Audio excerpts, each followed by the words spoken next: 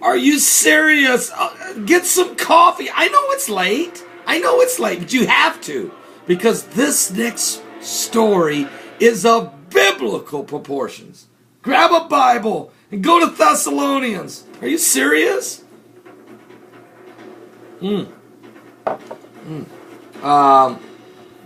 Barry Mayer. Barry Mayer sent this to me from End Time Talk Radio. It's incredible. I'm going to go right now to the Bible, if you will go with me, to 2 Thessalonians.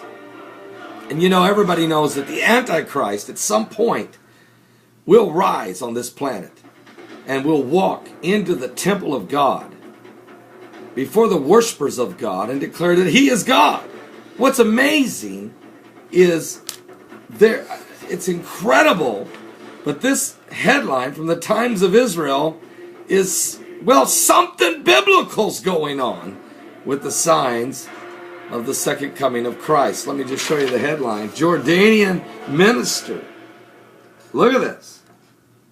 They're literally, understand that there is accusing Israel of beginning to erect the third temple. What?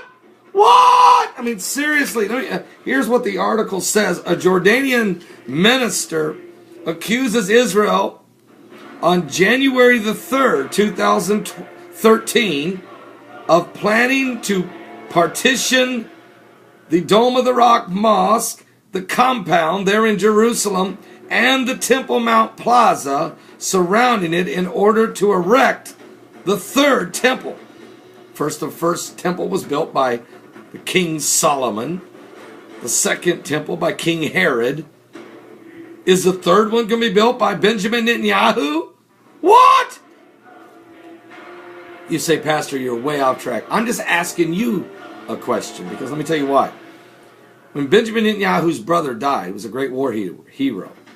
At his funeral, a rabbi priest walked up to him and began to prophesy to Benjamin Netanyahu and said to him, according to the word of the Lord, the rabbi said, thou shalt be prime minister not once, but twice, and build the temple of the Lord. Well, he was elected prime minister, of course, in the 90s.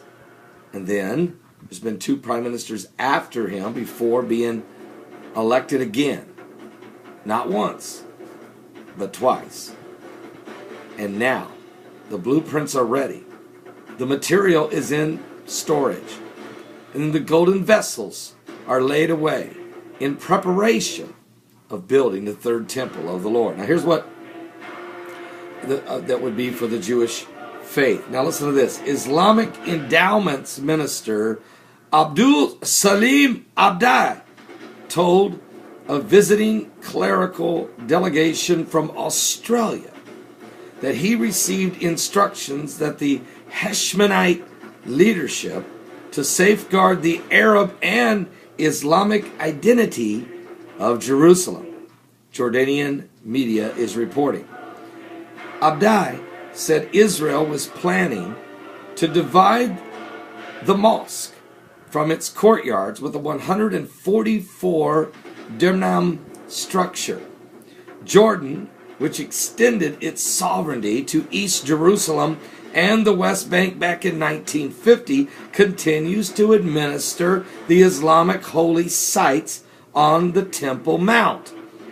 Abdai told the Australian delegation that his ministry employs 600 civil servants in Jerusalem and oversees 40 Jerusalem schools.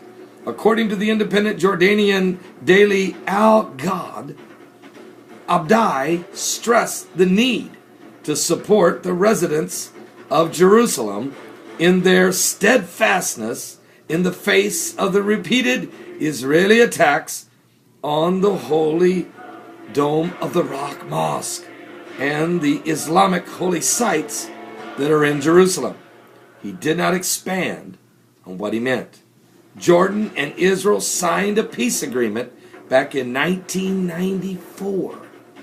Jews are banned from praying on the Temple Mount by the Jordanian Department of Endowments, known as the Wafa, which administers the plaza around the dome of the Rock Mosque. So Jews are not allowed to go up on the Temple Mount and pray. But if there is a 7-year peace agreement, if the covenant is confirmed, as it says in Daniel chapter 9:27, then in that agreement there may be several pieces that could be put together. Now the Holy Spirit of the Lord moved upon me on New Year's Eve, and the Lord gave me 12 prophecies for the year 2013. The 11th prophecy was that the peace agreement would begin to be worked on by the Israelis and Palestinians and brokered by someone, and it would begin to be worked on in earnest in this year of 2013, and that there was a 50-50 chance it could be signed this year. Now God knows whether it will be signed, right? He knows eventually it will. Whether or not it's this year, he's leaving it into the hands of man, which is what God always does, is he leaves our will in our hands. But ultimately, Alpha and Omega, the beginning, the end, the first and the last, can see the end of the prophecy. Now let me tell you this. Here's an article sent to me by Reverend Gary. Same day, January 3rd, 2013. Both these stories breaking 4 days after the Lord gave me a prophecy on 12 prophecies for 2013. Look at this. U.S. hopes for an Israeli-Palestinian peace in 2013. In other words, Barack Obama, it's say right in here that the State Department, the U.S. is urging both sides to clearly demonstrate that they are serious about achieving a two states living side by side in peace and security, or peace and safety. And the Bible says when they say peace and safety, then will come sudden destruction. Now I believe that means when they sign a peace and safety agreement and it's in play for a little while, probably 7 years, then there will be sudden destruction. Well, if President Obama personally wants to broker this deal, and at the same time the Jordanian minister is accusing Israel of planning on building the third temple, obviously the building of the temple and the peace accord would be a part of this confirmed covenant. Now, here's what the Bible says, why it's so important to this end time apocalyptic scenario. In the 2 Thessalonians chapter 2, the Bible says in verse 3, "Let no man deceive you by any means, for that day shall not come except there come a falling away first, and that man of sin be revealed, the son of perdition." Who is he? He's going to be revealed. "Who opposeth and exalteth himself above all that is called God, or that is worshipped, so that he as God sitteth in the temple of God, showing himself that he is God. Remember ye not that when I was yet with you," Paul said, "I told you these things, and now you know what withholdeth that he might be revealed in his time." He's not been revealed yet, although many people speculate, different world leaders. Trust me, he's not revealed yet. "For the mystery of iniquity doth already work." It's in play. It's in motion. "Only he who now letteth will let." There's the free will. "Until he be taken out of the way. And then shall the wicked be revealed, whom the Lord shall consume with the spirit of his mouth, and shall destroy with the brightness of his coming."